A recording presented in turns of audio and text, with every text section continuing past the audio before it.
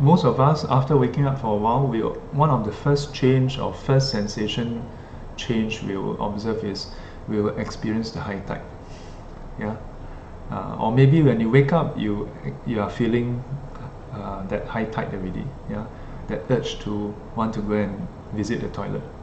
So then, okay, you can decide. Okay, you want to go to the toilet. Then, as you sit up, you can observe, the changes in your body. Yeah, as you move, you walk to the toilet, open the toilet door, and so on. And as you relieve yourself, observe the changes in the body. Yeah.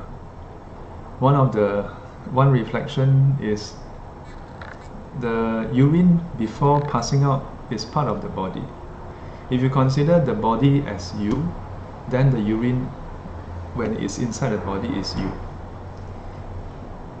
Make sense? Yeah. So this is the part of the Buddhist teaching that some people say is more philosophical. Yeah. Buddhism is not just a religion where you pray, and you worship and you make wishes and you hope that Buddha will go and do your bidding. The Buddha is an enlightened one, an awakened one. Awakened to what? Awakened to how things really are. And he spent his time trying to share what he was awakened to.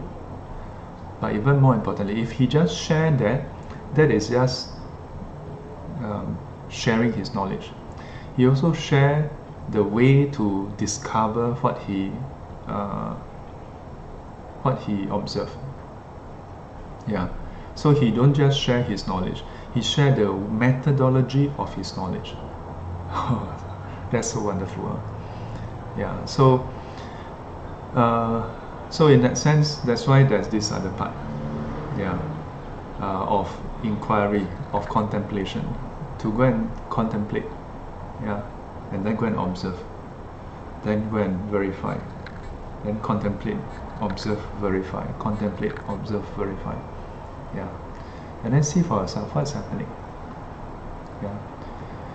So the question just now, yeah. We consider this body as who we are, right? Yeah. So if this body is who we are, then it should include everything that's within this body, right? So how about the P? When the P is inside us, do we consider it as who we are? Yeah, a bit strange, this situation. And if we consider the P inside us to be who we are, then once we pee out, is it still us? Is it still us? If the P inside us is who we are, then once it come out, it should still be us. Then what happened to that me that just came out? Then we may say, no lah, doesn't make sense. That is not us. But if that is not us, then when it's inside you, why should it be you? Yeah, and by extension, it can include many other things. Yeah. So in Buddhism, the question of who we are is, or rather, the very idea of who we are is put to question. Yeah. So in the teachings, we say, we call it anatta. Let me write it down. This pen.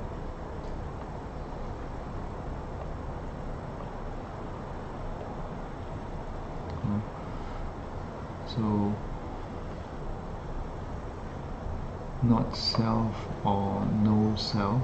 I'm okay with either one. In Chinese, it's called Wu.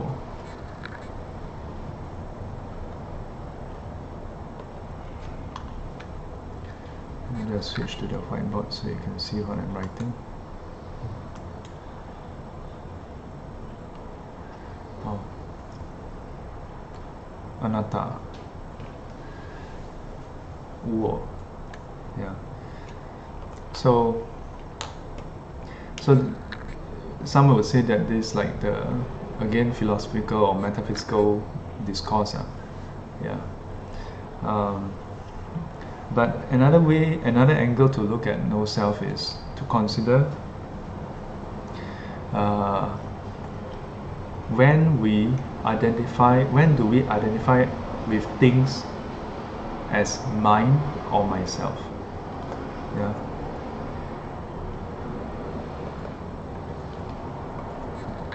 Me or myself. Yeah. When do we make that identification? Go and think about it. And the things that we consider to be mine, me or myself, do they fulfill the criteria of being mine? That means it's within our control.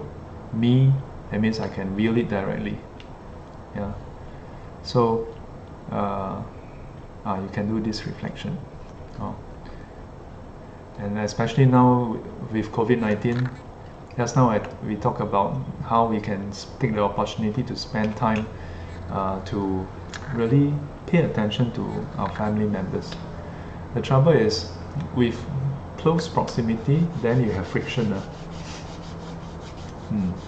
So then that's where the teaching on no self is very important. Yeah, the teaching on no self, becomes even more important. Yeah, because even when people are staying together, sorry, I clicked the wrong button. Even when people are staying together, half the day you're at work, you're in school, you're somewhere else. Then when you come back, it's only that few hours. And for those of you who have family, you know that you don't need a few hours to have conflict. You just need a few minutes. Yeah. If there's affliction in us, and there's defilements in us, you just need a few minutes, a few seconds. Just see that person. Before you see that person, you unhappiness inside. So all the more now, when we are spending many hours in a day in close proximity with one another, then good to take note of no self. What do we mean by that? So